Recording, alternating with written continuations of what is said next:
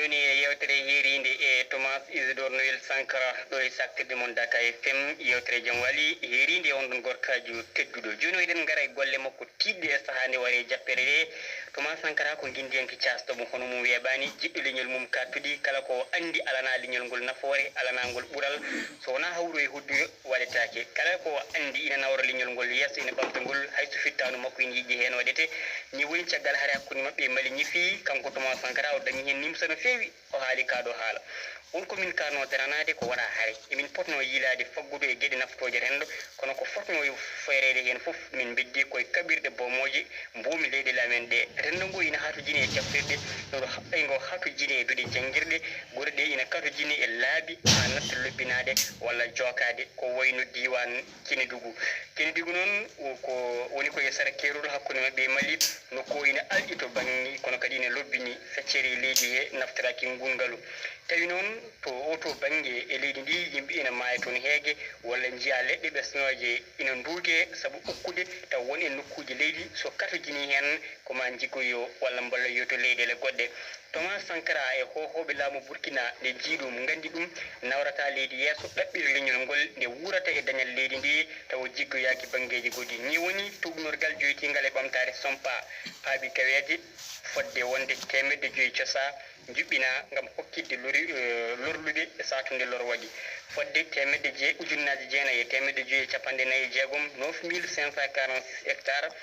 dokka mbaaji wawde naftude to bangi yimɓe ne goto fof ɗaɓɓira nde haɗata e litruji sappo ndiyam e ñamel ɗiɗi e nder ñalawma to bangi gouvernement o walla mbiyen walla ni to bangi gorumaji ɗi hono dowri ndi boyli gasa ngam wallude woɗɗuɓe maaji walla caaliɓe e ɓaani adidi siidede ummanade e laamu Thomas Sankara e gom mum ko yitande 1984 ujunere temedde jeenayi e capanɗe jettenayyi nde fatino koye ballal wallere caangol suru to bangi hirnangue leydi ndi fodde ujunere temedde joyyi galle te ko gurɗe e ndema koɗno toon pewnana guesa ba ujunnaje 2 hectares to bangi kalis golle ɗe ndondima milliarduji 13 million e coffreje CFA ngam sembinde ndema maaro e on ɗon diwan kadi fodde ujunere hectare hebla kalis golloraɗo woni hedde 6 million e coffreje CFA on kalis noon yaltani e boñuji leydi ndi kono koye warñede ɓiɓɓe leydi yarlitiɓe ko gollotoɓe towɓe officier ji ciɗi e jobdele mumen ha tolno yitoɓe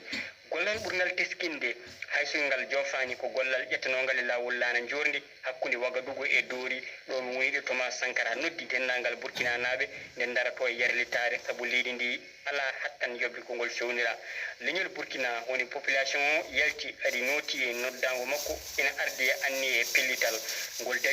dari ngol fuɗɗi liggorade lawol ngol juuɗe maggol ha wonoyi hedde 3 kilométre hawri Allah wayli gonka ɗo woni ɗo Zangule Lami Jana wiyata onon miɗi lamade leydi ndi Thomas Sankara uddi hakkille yimɓe soori hen golle yo Allah rokkuma ko dunkunomi ko mino ko gonga tuggude e lewru mars hono lewru juko hitande 1977 fayde hitande 1979 Sankara e wonti mum koye membali gonno kono e nder hitande 1975 darne mabɓe settini ko ɗon woni ɗo Joseph Konombo wi kañumne tawi ko Allah haaldirte Sankara safri tigirigi ñawleñol Burkina naɓe o daranima ittude borjere e habde e aadaji hankadi lelinoli e lelnudi walla kadi ni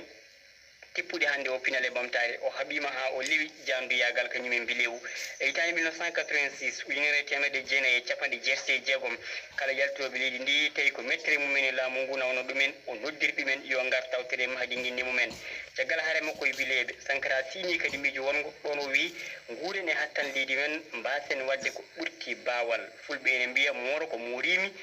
e te kadi cukalli men potani addata ko ndusu hoore kañumen ƴagge e guenol eɗen poti namdade ko addanima Thomas Sankara yidde sinude ngoɗo miijo siki ala e jabuwol mbiyen ko pille kewɗe jalniɗe kawniɗe ɗe yeru mumen meeɗani taw yiyede e nder mawɓe dowlaji ɗe o hawruno waɗi saaha goto nde wonno ñande dewo kala hono alet o haccitoy to koto galle mawɗo ɗum woni to galle bam makko to leegal Paspanga o dañi hen laabi 3 mettude jangtade alet fof so omo yahanno ko kanko sodatno gueɗe cohlade kajitaɗe fof o nawra gila e café ha e mburu ha e juumam ɗum woni sukara waɗi hen alet ma mbiyen dewo e nder hitande ujunere 1995 ndeke o ɓuudirama o yejjide sode ko fotno sodede ndeɗo yettimo oto e galle fof no sabbi e makko o rutti ngam sodoyde o atti galle fof guedde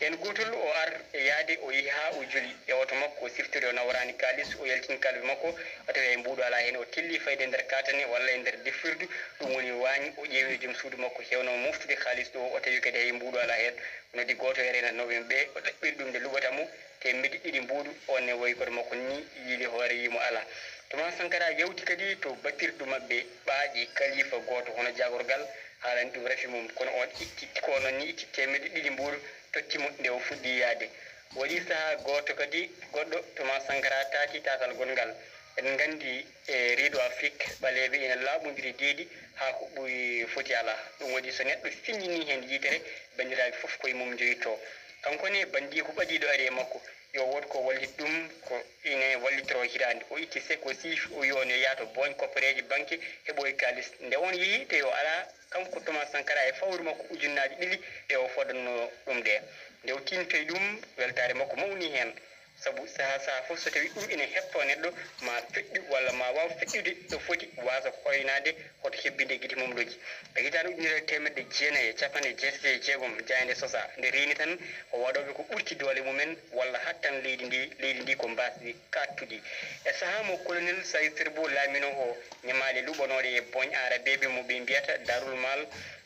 al islamia ɗum woni galle jawdi islamiyankori ko ina tolno e milliard uji 5 mbuɗu natnama e peƴƴi tawi hay hunde e hay bacci kadi ni e naftani e garal Thomas Sankara e laamu mum en jii ko lutndi ɗum so goto fof ustude jobdi mum gam siilude won e eɓɓoji e on ɗon saaha goomu laaminomo wu ɓurno hen jobdi ko khalifa ndenka onon Jean Baptiste Boukari Lengani mo capanɗe tati ujunere walla ni mbiyat capanɗe tati ujunere mbuɗu fawde seeɗa wari ɗum ko kanko ɓuuri ɓoyde e golle e makko ko Abdoul Salam Kabore nde Thomas Sankara rewi hen hay goto jaɓani fawtinede e jobdi mum yummade hay mbuɗu kala ko fotno ɓeydanede goto e mabɓe to banggue jobdi wi ko yo watte e buñiji leydi ndi hayso goto e mabɓe ene yaaha caggal leydi ni tawa ko golle paytuɗe e laamu nayi ɗum yamnetake ko ɓuuri ujunnaji tati mbuɗu e ñalawma fof ɗum waɗi hayso ɓe jiiɗino wonde e wone gonkaji hattan mabɓe jaɓata rokkaniɓe ɗum heɗɓe ene hewɓe ina kiwi namdade Thomas Sankara ha tengti noon e saktoɓe kabo wi holko saabi gon faɗo Sankara heewi jabadeɓe tan ko wiide eɓen mbawi wadde no yoga e leyɗele basɗe honon amin ni walla no ɓurɗe amen wasde ni kono min jogui komin gardini woni miijo Sankara ko mahde cafrirɗe woni guure ko wayno doori walla orodara eko wona ɗeɗo guuri tan walla fiwnude laabi e gollade wagga kono wona jaggude haalisaji tan ene ulla ɗum e ɗanle ɗum waɗi hayso foɗanama kaɓirɗe o yiɗata taw ko ballitoje miskineɓe e gurdam mumen gotel e jagorɗo leydi France mo kutodiral e jottodiral moƴƴal mbiɗi fodde maaro ko khalifa kala khalifa burkinanaji hono jagorɗo kala oto payodiɗo kono Thomas Sankara wi ɓurani ɗumen ko beenuji taw ina balla ɓe e demal dimgal jencude remru mabɓe nde Kaddafi rokkimo kadi kaɓirgal nde wonno ngal hewani ko ngal nafatta e ndin ɗon leydi o wi wonde ɓurno kanko Thomas Sankara o ɓurno yidde ko kalis o sooda kaɓirde ndema ɓe leydi ndi naftoro kala ko haala e Thomas Sankara ma wonko hedda hen ko gorko kewɗo niiti kewɗo yankinare kewɗo coftal to banggue coftal balli ne setta wonde ko illitiɗo hen ha tengtino e dogdu ñar ñere nogas e 5 mai 1986 o waɗi e Burkina walla ni e Wagadugu ko hewɓe mbawi caali so yentodirde e waɗatnoɓe dandu koyɗi oɗo fonno coftal balli koko yuɓɓinteno e nder windere nde foof beele kalis bawɗo dañede hen foof ine wallitore e leyɗele tampuɗe to banggue heegue